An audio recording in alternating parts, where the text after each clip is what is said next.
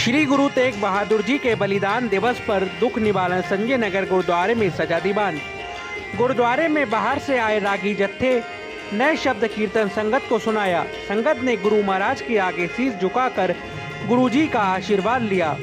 दीवान समाप्ति के बाद गुरु का लंगर बांटा गया।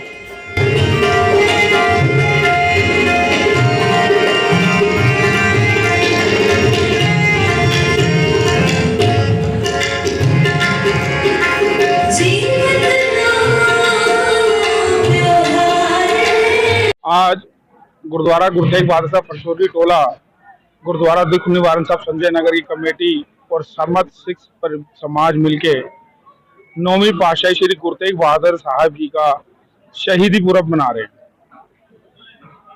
शहीदी गुरु तेग बहादुर साहब की और उनके 3 साथियों की जो गुरु जी को में अटूट विश्वास रखते थे। शहीदी ये धर्म के प्रति हुई। औरंगजेब जब कि कश्मीरी पंडित के 5000 जनेऊ लेके ही मैं रोटी खाऊंगा, तो वो जब मई 1675 में गुरु तेग बहादुर साहब के पास पहुंचे मदद मांगते हुए।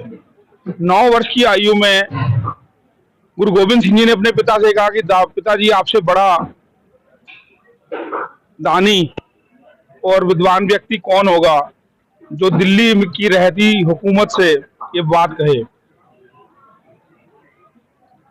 गुरु तेग बहादुर साहब की शहीदी उनके 3 साथी भाई दयाला जी, भाई मती दास, भाई सती दास के साथ हुई।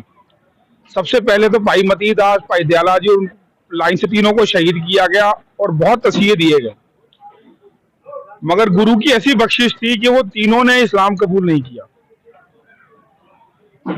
गुरु तेग बहादुर महाराज ने इस्लाम कबूल नहीं किया। उन्होंने शहादत देना, शहादत का जामा पहनना ज्यादा उचित समझा।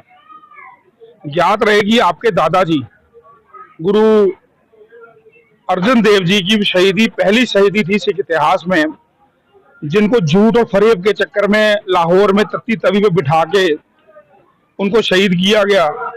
और लाहौर में और समस्त दुनिया के अंदर आज भी हम उन गर्मियों के दिनों में मीठा पानी बांटते हैं, क्योंकि शहीदी धर्म की पहली हमारे गुरु तेग बहादुर जी के दादाजी ने दी थी।